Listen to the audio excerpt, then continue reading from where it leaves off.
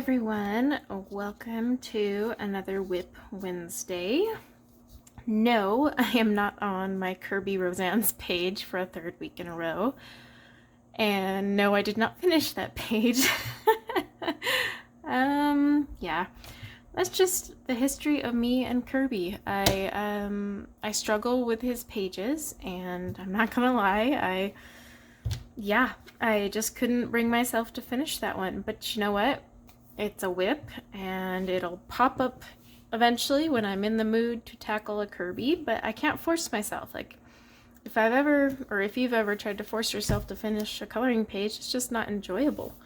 So, what I did was I was getting flustered, and I used coloring to relax, and as you guys know, well, those of you who have been watching for a few weeks, know I am in the middle of house shopping, or as I like to call it, house wars, because there's like limited inventory and tons of buyers, and I cannot win a bid to save my life, including bids that are outrageous, like outrageous.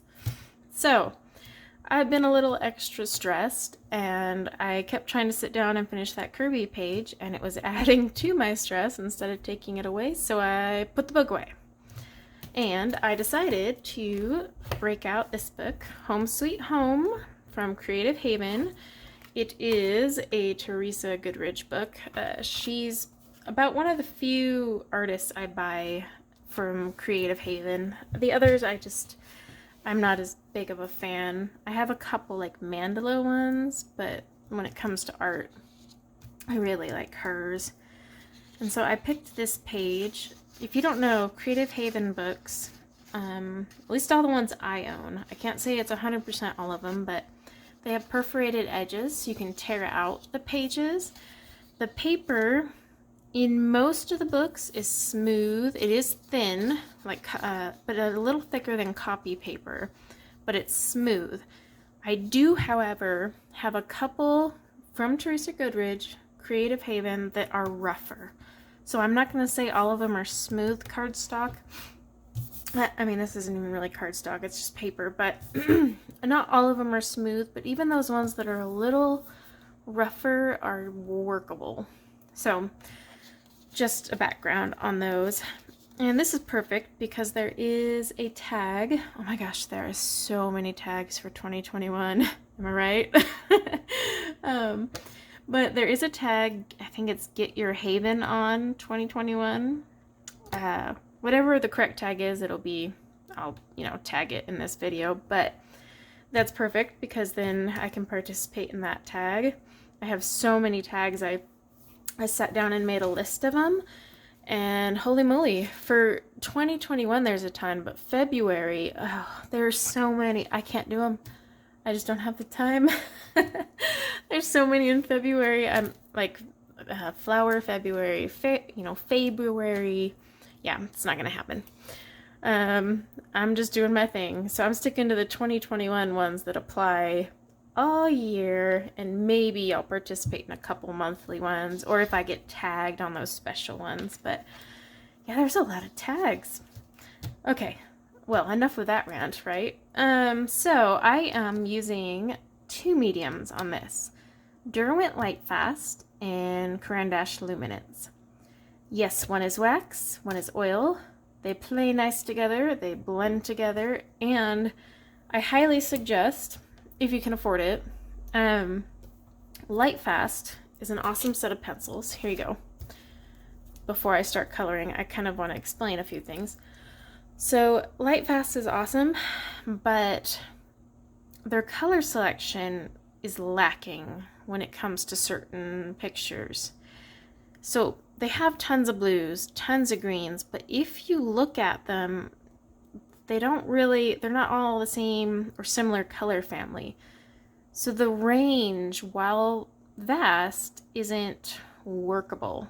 Does it make sense? That said, they've got like all these yellows. They could have totally axed some of these and, filled it in with something else. Same with their grays. Their browns are pretty good and solid. Their orangish browns are pretty good. Their greens are where I noticed the most trouble.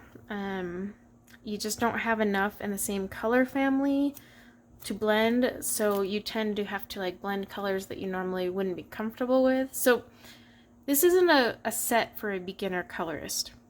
You have to be really comfortable with your color families and the color wheel to dive into this bad boy and make a picture, because you do have to do a lot of layering and blending to get kind of where you want to go.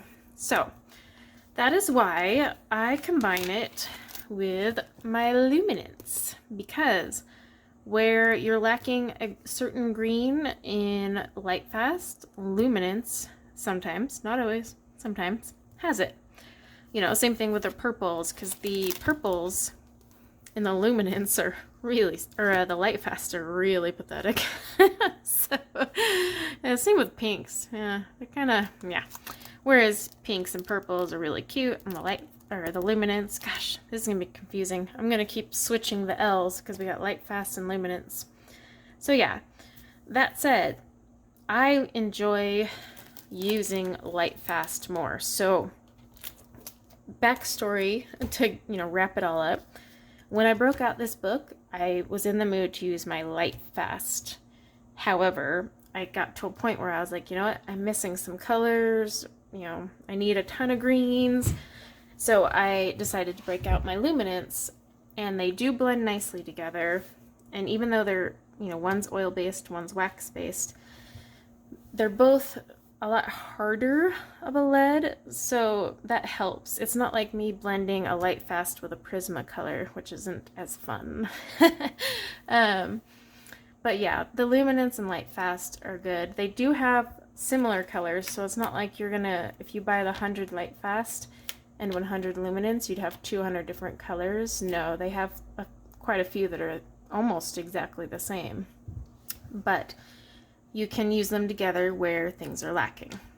All right, so enough of that really long backstory. We're here to watch me color, right? So let's see. I am doing it a little different today. Normally I already have my colors all picked out. This is a fly by the seat of my pants project. Literally, I sat down and had no color plans. I just picked this picture. I was like, you know what? I feel like some purple flowers. So that's where I started. And then it just kind of grew from there. I got all the way down here, got my little pathway. So yeah, I'm gonna dive in. This might be good though. You guys can see kind of how I pick colors while I rant about everything else going on. And then also how they play together if I end up needing to combine anything. So I think I want to work on this planter here. All right. I actually had someone request I do a video on how I pick my colors, and I will do that. Not in a WIP Wednesday. It'll be in an actual like tutorial type video. All right, so I think I want to do some luminance. Let's see, what do we got here? Just leaves. All right, let's go. I don't want them super dark. That's my... Let's do some moss and olive yellow. If I can find them. Okay, we got olive yellow. Oops, don't roll away. Oh, these pencils are so hard to find sometimes. Oh, there we go. All right, we have succeeded in pulling 2 pencils. This will be a little longer of one, not like hours upon hours, but I feel bad because the last 2 are kind of short. But with me picking pencils, yes, you will have to hear me sharpen. Okay, 10 minutes in, I'm finally going to color something. So, let's get that. And yeah, I'm just doing 2 color blends and 3 color blends. You don't have to do 600 colors to make a pretty picture. This is actually 3 colors. The woodwork was 4 or 5. Woodwork you always end up using more, but I mean, like, these flowers are 3, but these leaves are 2. Like, if the color combo works, don't add more when you can get away with the less. That's my principle. Because why have like 700 pencils to track? The stonework was, I think, 6 or 7 pencils, but that was because it needed it. All right, so last week I was talking about how we had found a house. Well, the last couple weeks I've been talking about how we find a house, but we had put a bid on a house that was under construction, and at the time we were the only offer. So the seller had until 5 p.m. to respond to our offer, and not kidding you, 3 p.m., so 2 hours before our offer expired, someone swung in and outbid me. Yep. And they didn't even give us a chance to counter offer because the other buyer could close faster. And that's kind of the pickle we're in. We haven't sold our house yet. And that does mean we have to put a contingency on all our offers. But here's what's dumb. It's not a huge contingency. All we need is an extra 15 days. So instead of 30-day standard closing, it's 45. And with how fast houses are selling, guys, it would probably still be 30 days. Like most houses in the market right now, at least here, list and they are under contract in 3 days. No joke, 3 days. Sold and gone and voila. And my agent even told the seller, because he asked if we would close sooner if our house sold sooner, and she's like, oh yeah, for sure.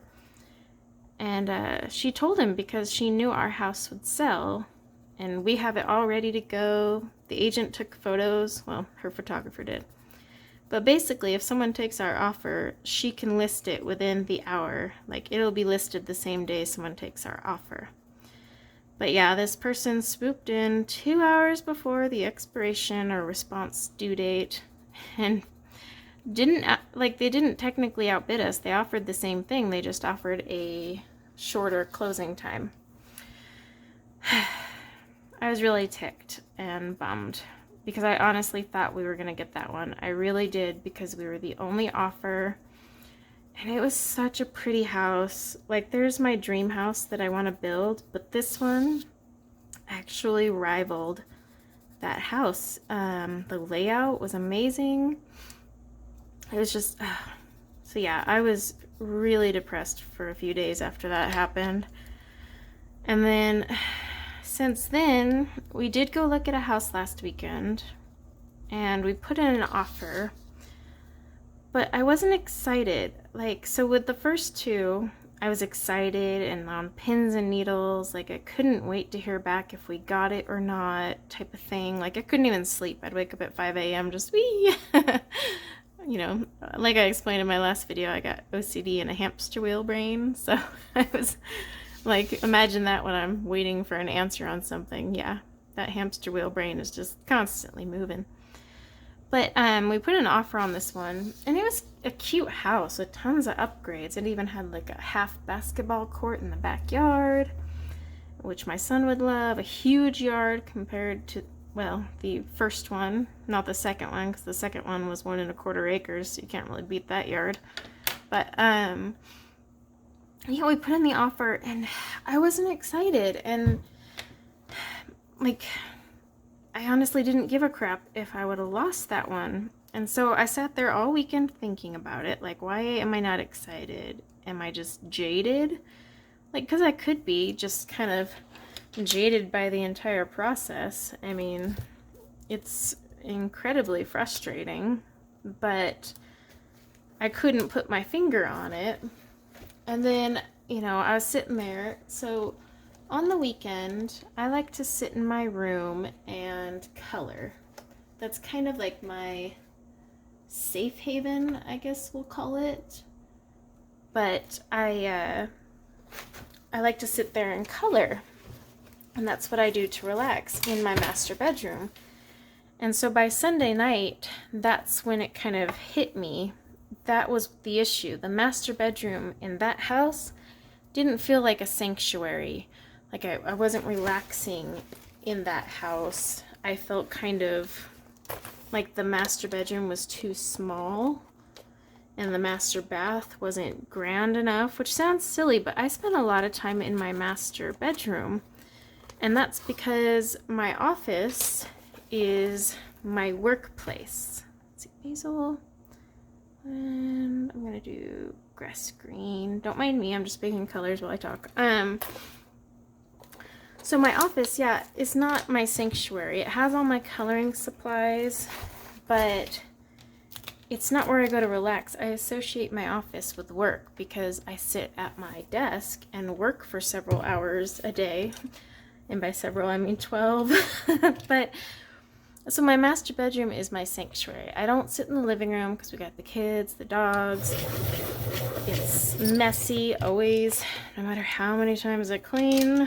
So yeah, it was the master bedroom. That was the one room that I had a huge issue with. So I told my agent I felt really bad because I'm like, oh, I feel bad. I've like wasted your time. And you know, my husband was super excited for that yard that it had, but we withdrew the offer, and since then nothing has popped. Oh, okay, let me rephrase that. Things have popped up on the market, but nothing that I'm interested in buying. So I'm just like every day, multiple times a day, refreshing, and yeah, nothing so far. We do have our backup plan of meeting with our builder that we've always wanted to build with, and that would be like end of March. But if we build, it's kind of a pain. So one, you meet with a builder, then you got to find a lot that fits the house that you like. So that's issue number one. Excuse me. Two, we would have to sell this and go live with like relatives for 6 to 8 months while they build it. So yeah, I mean, and then you still have to like do the yard. It doesn't come with a yard, it's freaking dirt. So I'm trying to still find pre-built, but I'm kind of getting to the point where we might have to just build our dream home. Because yes, there are houses that are coming up, but none of them have everything I want. And every house that does come up, I do compare it to my favorite home, the one I want to build or always have wanted to build. However, excuse me, that one we put an offer on last week, actually I've enjoyed the layout of that one almost more than my dream home. So my agent is trying to get a hold of that builder and see if they're building any more anywhere else. And it turns out they are, but not that exact same floor plan. But I was like, well, could I see what the others are? Like, maybe it's somewhat similar. So there's that path too, but it's getting kind of depressing. Like, nothing is showing up that wows me. And then the ones that do, I keep getting outbid. So on the next one, I don't care if it has like one offer or whatever, because we have to overcome the contingency that we got to sell. That's one thing that's holding us back. But also we keep getting outbid. So I just told my agent, you know what, on the next one, if I really, really love it, I am just going to throw down a ridiculous offer because I'm going to live there forever. Like, this will be our forever home. And yeah, I'll overpay, but that's what my house has gained equity for years to help me. But I'm gonna live there for 20 plus years. I mean, more than that, but like, I will gain it back eventually, and I'd rather throw out some more money to snag my dream home than settle for something I don't like. So I told my agent on the next one, if we find one that I'm like over the moon for, just throw the biggest freaking offer, and I don't even care. Like, just get me the house. Because in this market, you almost have to, like, because like I said, in a normal market, the offers we've been throwing out are ridiculous as it is, but apparently gotta shoot for the moon and do the whole go big or go home. So I'm gonna do it. That is, if something ever gets on the market that excites me like those last two. Because so far, the houses that have been popping up, it's like one thing that's wrong with it. Like, they'll have a beautiful yard, a beautiful like living area, and a crappy kitchen. Or the kitchen will be amazing and everything else is amazing, but the master bathroom, I need a specific master bathroom. I like it when the toilet is in its own room, not with the rest of the bathroom stuff. My current master bath is big. Our toilet is, yeah, here I am on WIP Wednesday talking about toilets, but our toilet isn't in its own room, but it's tucked in the furthest corner with a huge wall that separates it. So if you're using it, you're not seen. Does that make sense? But yeah, a lot of these houses will have this big, beautiful jetted tub and then a toilet right across from it. I can't relax in my jetted tub with a toilet staring at me. Am I the only one that has that problem? I know it sounds ridiculous, but it's just kind of I don't know. So I want a big, master suite, basically, because like I said, I spent all my time there, and I got I want a big kitchen, I want an open floor plan. I mean, my list of things I want probably would make most real estate agents cry. But my agent has known us for years. She's a family friend. She knows I'm a little quirky, and but also understands that this is our forever home. We're gonna toss out a ton of money because this will be the most expensive house we ever buy, but also the last house, crossing fingers, that we ever buy. So she gets it, why I'm being extra picky, and I have a ridiculous list of must-haves.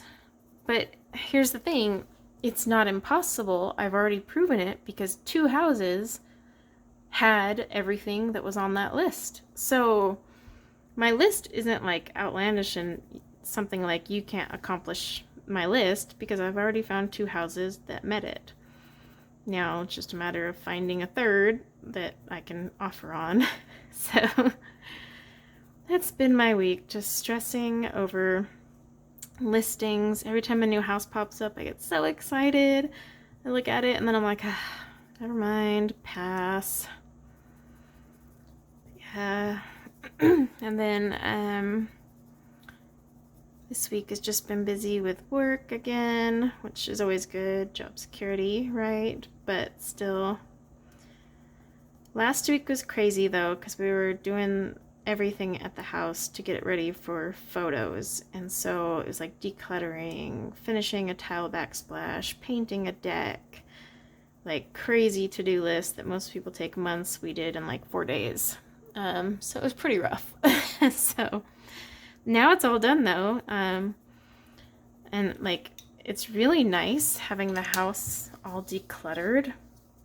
I'm not gonna lie, I'm really enjoying how empty my house is. I kind of want to embrace this minimalist lifestyle. Alright, real quick, I'm trying to remember what colors I used on the building, or the house, because I'm realizing I didn't color half of this bottom of the house. Looks like something's a little brown, so maybe it was brown ochre 50 and primrose. Oh, ignore my empty one there. Okay. So brown ochre, primrose. That's one thing I really don't like about Crayon Dash is how they have the wording in silver, tiny letters wrapped around up top here. Kills my eyes. And then I need brown ochre 50%. What number is that? That might be easier. 836.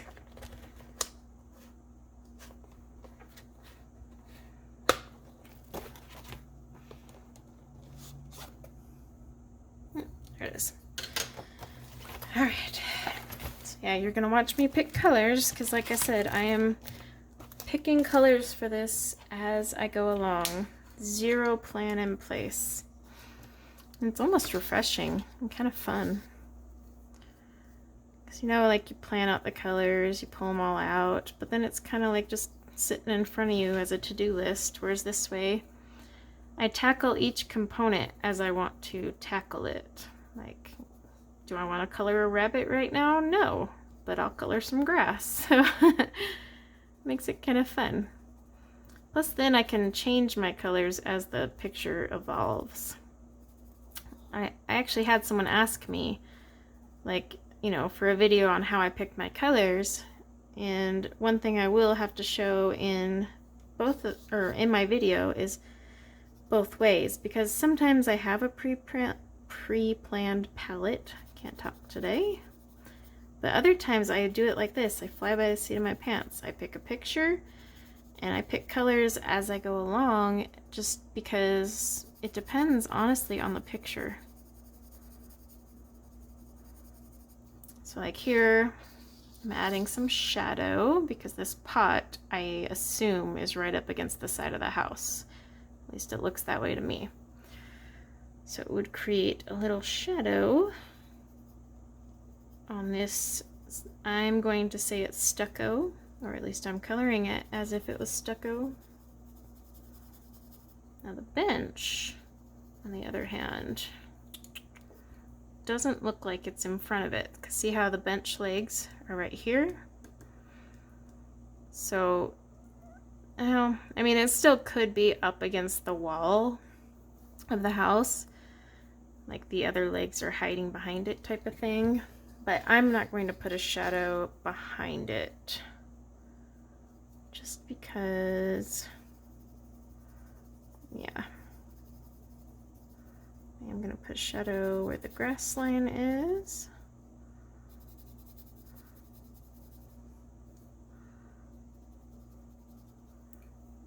So this week has been nice. It's just been busy with work, and of course, you know, the kids at school. My daughter had oral surgery yesterday. Oh man, kids. Poor thing. So we didn't go to the dentist for a year. Just the whole COVID thing, and it made it kind of rough. But we finally go, and she had a couple cavities, but 2 of them had to be crowns. And they're on her baby molars. So it sucks because you're going to pay all this money to fix. I don't think I used primrose.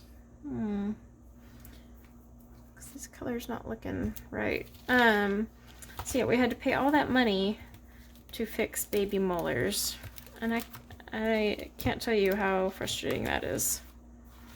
To spend a bunch of money on baby molars. But she got 2 crowns. And she also had to have a spacer put in.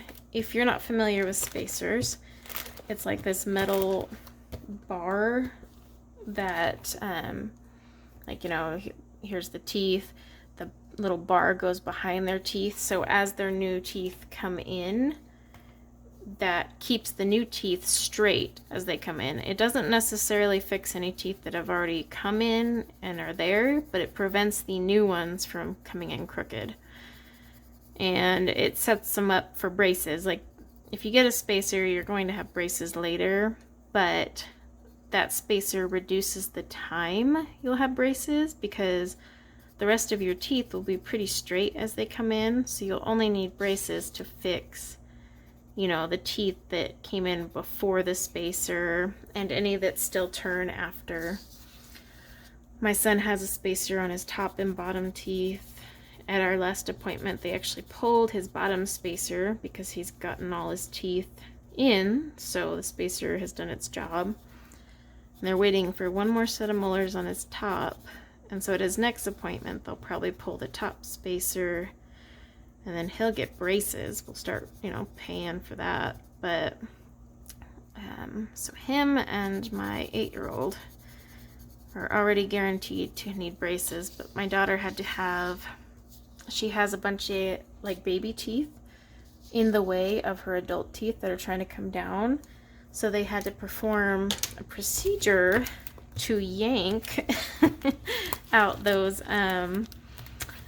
baby teeth so that her adult teeth could come in, and put in the spacer and give her a crown. So yeah, it was a huge procedure. They gave her Versed and knocked her out. Why can I not find my Caran d'Ache Luminous? There we go. But still, it was kind of traumatic for her. I'm thinking I used Naples Ochre. Maybe that's what I used.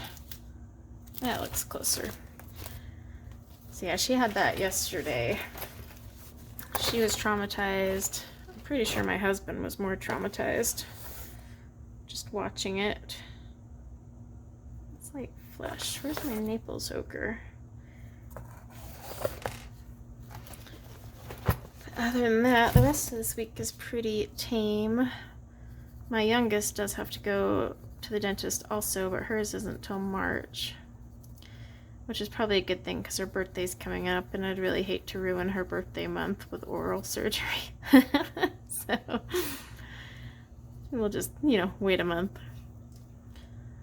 And it's almost like every kid needs like braces these days. I don't know if it's just the age we live in where braces are more affordable or kids' teeth are really that bad. I didn't need braces. My dad didn't. My mom did, but never got them because her family couldn't afford them. And now that she's older, she's just like, oh, what's the point, But, like, my husband had braces as a kid. And then, like, every kid I know seems to be getting braces. And they're not, they're cheaper, but they're not that cheap. Alright, let's see. What color do I want to do next? Do the curtains. So even though I'm kind of flying by the seat of my pants, as I say, I still keep in mind what colors are here. So, like, I have this reddish pink here, which is why I put the pink down here. I have this blue here, and I plan to put blue elsewhere on the page so that it comes together and it's not like a huge mismatch. I was almost thinking of making the welcome mat blue and maybe the curtains. I also want to do this will be like black, so it looks like those old school window panes, And then I have a bench. So yeah, let's do the ironwork. Let's see what colors I like. Between that and crayon dashes. I really need to put like stickies on this huge thing, because I'm having the hardest time finding my luminance pencils. I think we'll do, I like the grays better from luminance. Maybe. Because I almost want it to be like a black wrought iron, excuse me, bench. So, yeah, and there's just not enough in this one. Okay, so we're going to do luminance. Like I said, I love the light fast pencils way more than luminance. This is all black. But when it comes to certain color families, the luminance win. They're about the same in price. Oh, close enough. Need some slate gray. That would be a good one. Okay. And just something slightly lighter. So if I got that one, maybe the 60% will work. Is this it? It's 507. Oh, there it is. Okay. And then let's try the 30%. Well, actually that cloud gray might look better. This is all my picking process. Yeah, let's grab cloud gray.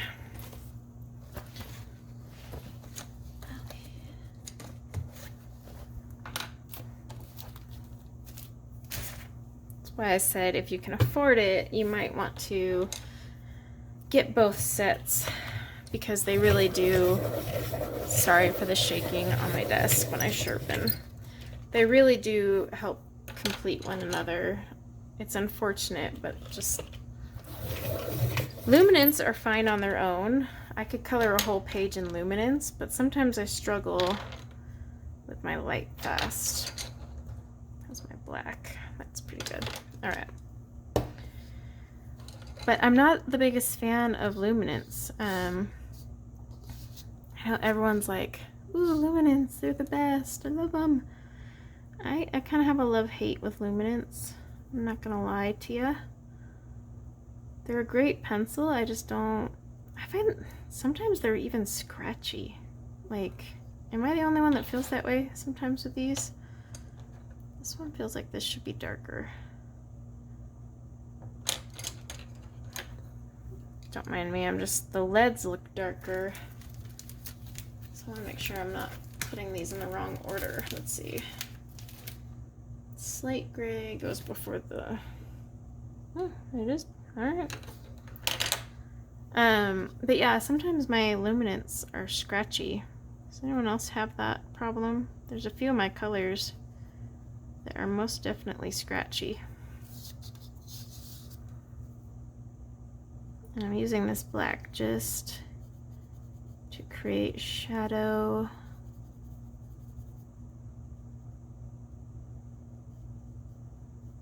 There we go. So funny. So to color black, you use only a tiny bit of black. It's kind of one of those things when I first started coloring, I'm like, but it's black. But black isn't black. You know, when the light hits it, it's got little tinges of gray and shine. Even wrought iron, like, it's not just straight black. In real life, like if you look at something that's like wrought iron bench, you'll notice a bunch of different colors in it.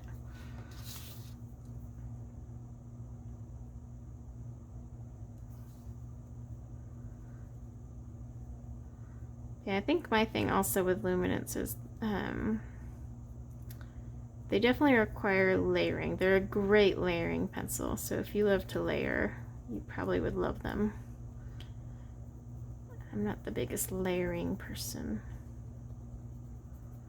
but I do like luminance for hair, and that is because they hold their point so well compared to like other ones. They're even better than polychromos when it comes to holding a point, at least for hair. Same with light fast though. But I like the way the light fast go down better. And you can, I don't know, I feel like the light fast, they blend together well and they layer together well. Like this light fast one, see this lighter color here? So this was all dark like this right here, and I went over it with the Arctic blue, and it just straight went on top of it. Almost like a Prisma white pencil, but yeah, it's oil-based. It's kind of interesting. They're one of my favorite higher-end pencils. Excuse me. But, I mean, I don't love the price of them. And light fast and luminance have made it really hard to collect all 100. They all require you to jump through hoops. Like, you can buy the 72 light fast, and then you need to go buy the rest open stock, but Colt Pens sells the pack of 28 ready to go. Thank you, Colt Pens. And then with luminance, they made it extra pain in the backside. So you get their 72 set, then they have the portrait set that has 24, and then you have to buy the last 4 remaining ones open stock.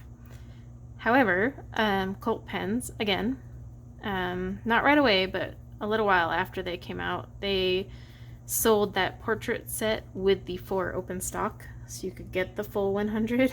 At first, when they came out though, I got the portrait set, and I couldn't for the life of me get my hands on those 4 open stock.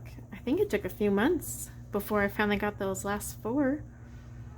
It was a real pain to do it. The light fast ones were a lot easier. I just ordered that 28 count from Colt Pens and called it a day. I could have probably gotten it cheaper through like Blick Arts, but it was just the hassle. Oh, and I do remember when I was trying to get the 28 light fast, they didn't have them all in stock at Blick Arts, so it was like I couldn't get the full 28, whereas Colt Pens just had that huge 28 set ready to go, picked out for you. They call it like a 28 count assortment, I think is what it's called.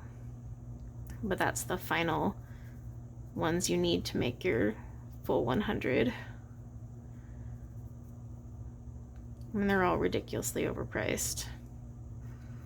And Holbeins are now sold in the US, but you know what? If you want my personal opinion, I wouldn't buy them right now because I can't believe how much they're selling them for. I got my set cheaper on eBay when they weren't selling in the US. So, like, I wouldn't buy them right now.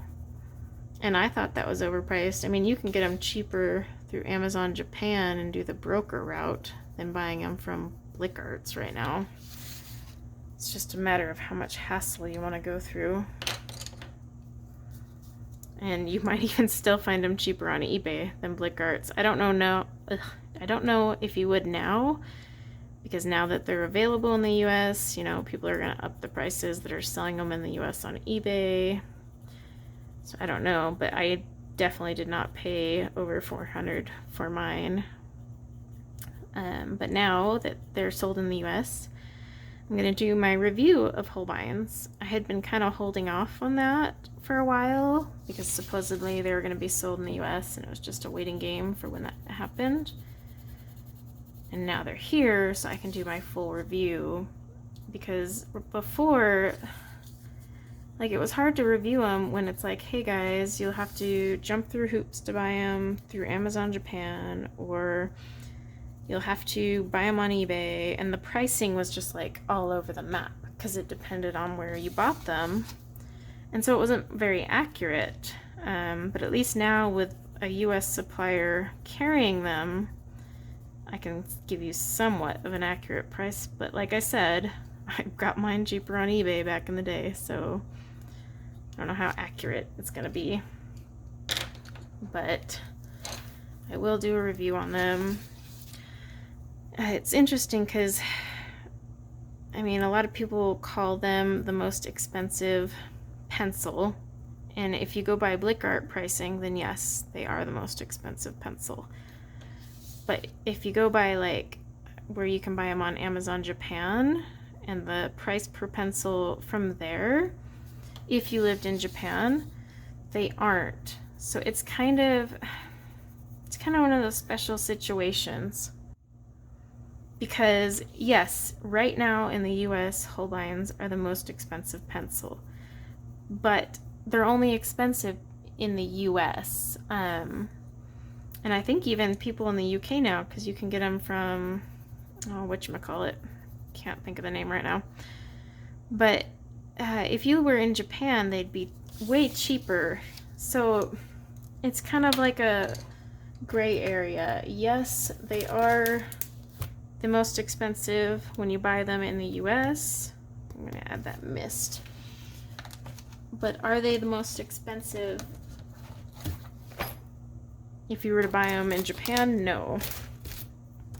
I honestly think the most expensive are Luminance, if you want to get to the nitty-gritty. When you compare all the shipping and the inflation by retailers and yada yada, I would say Luminance are more expensive.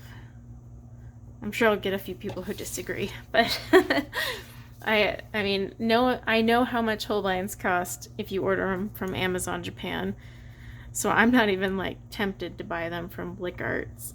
Not even close. That said, I will buy their open stock because now I can use my Holbeins without cringing, because I can at least buy them open stock from, Blick Arts.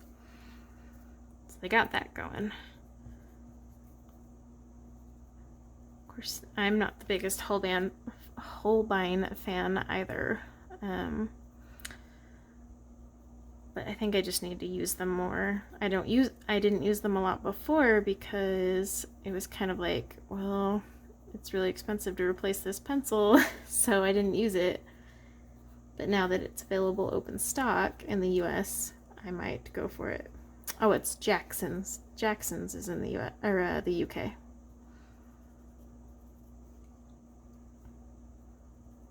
Just adding some more shadow where I feel it needs to go.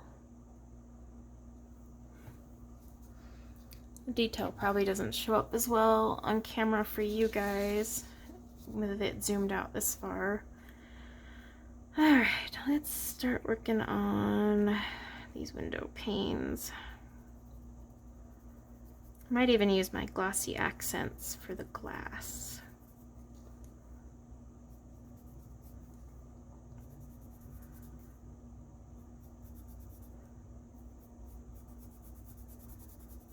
But I did finally get my Felissimos. I posted a swatching video. It's right there. I have them out because I'm actually going to color with them. Yeah, I finally got my Felissimos. And it took forever. I never got a shipment in January. And I just got charged yesterday for the next shipment, and I just got those Felissimos a couple days ago. So I'm like, okay, skipping a month, I guess.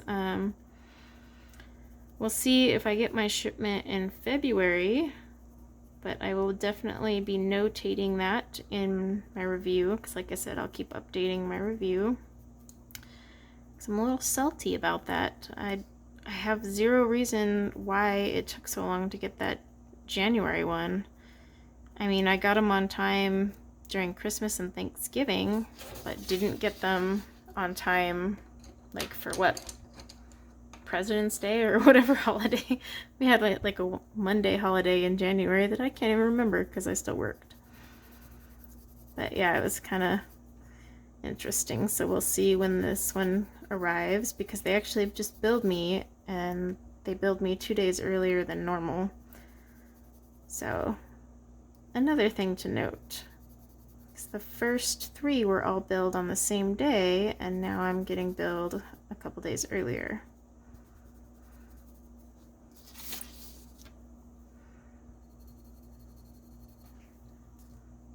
So I just wanted like that old school window pane look. I forget what it's called. Lead windows? I think they're lead windows. I'll have to look it up, but I'm pretty sure it's lead that like they put in those old school window panes. I just kind of picture like this old little cottage out in the countryside where I would love to just be right now. In all honesty, I don't want to live in the countryside though. Vacation, maybe. But I need to be close to amenities and grocery stores. I'm not built for like middle of nowhere living. Or camping. I don't camp. And I don't even glamp. I can't handle it. If I don't have a cell signal, running water, nope, not for me.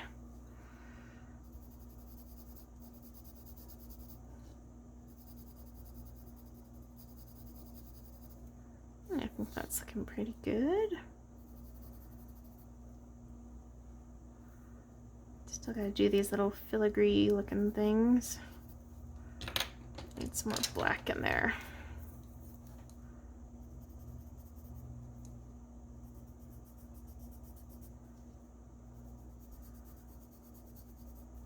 Just want to make sure it's ultra defined. That's why I like pulling these out of the book, so I can turn the paper and not be like flustered trying to get around the book. So I love that Creative Haven has those perforated edges. That was a smart move. And you can always slip it right back in the book where it was and just, you know, rubber band the whole thing together. Keep it like a portfolio. Or you can put it, you know, in a different like plastic sleeve and store it elsewhere. You can do whatever you want. Now the perforated edges don't tear very easily. I actually run a X-Acto knife across it to help it like come out smoothly. I don't just go rip it out, because I've tried that before and it did not come out pretty.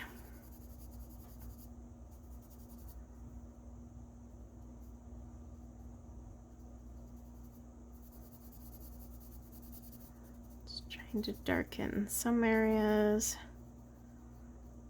lighten it in others. I definitely want this center part a little lighter because obviously the light's gonna hit that. Tips of these little filigree things.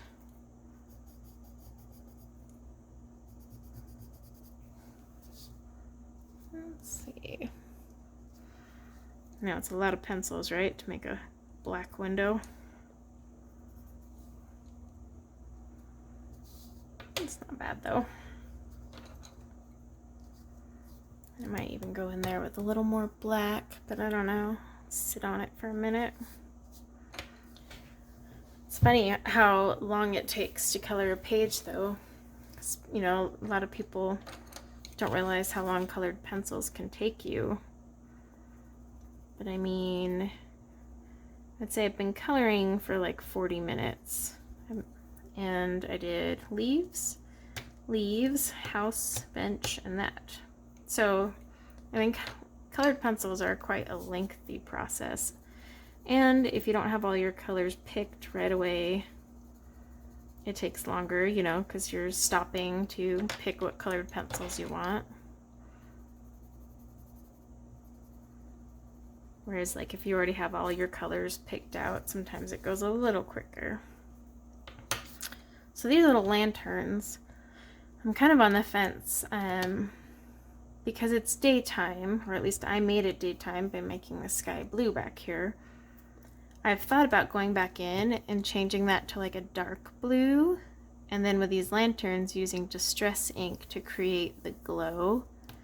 It's so much easier than pencil because then you can just kind of ink around, make a circle, and the ink goes really well. But if you ever do distress ink on top of colored pencils, including light fast or luminance, wax, oil, whatever, you should always spray with a workable fixative so that your ink doesn't accidentally pull and streak your colors.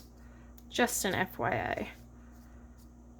So these water lilies, I'm actually going to use a reference photo and look it up and see what water lilies look like and kind of go from there. But I think I'm at a pretty decent stopping point. I think all I'll be working on next is kind of thinking about my pond down here. I'm kind of going along, but I'll share this on Instagram too. I'm definitely going to finish this one by the end of the week.